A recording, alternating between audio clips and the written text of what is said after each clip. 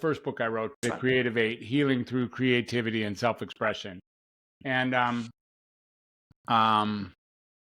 that's just a book of talks about alternative ways of self-expression, using art or music or dancing, singing and drama, cooking, writing, and gardening. And those are the top 8. And they're just, I notice that when I'm doing those things, I find a new way to communicate that I activate, and it's over and above that, which is the words, And when I activate those, I become more enmeshed in my best way of communicating and who I really am, and sometimes can tap areas of life that I didn't even know I had, and then really become more and more comfortable with communicating with others.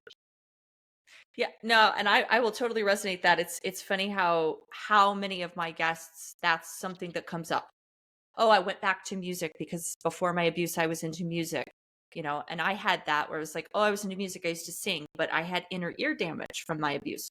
So I couldn't sing anymore. But finding, turning on music and moving. But gardening for me, when you said gardening was on the top 8, I was like, and actually it was you, my newfound love of gardening over the past 2 years is that creative.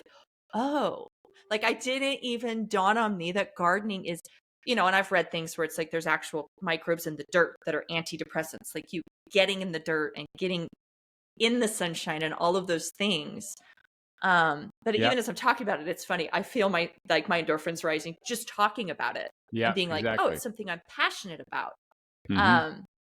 So, and I'm kind of curious, for people that you work with or, who are struggling, how do we find, I mean, for me, it just happenstance turned into cooking and gardening, but how can people look and go, what's, maybe they're like me, I'm not an artist. There's no way, I don't draw, I don't do that kind of stuff. But how can they find a creative space, or what's ways to actually go, oh, this is a creative thing that maybe I didn't know was creative?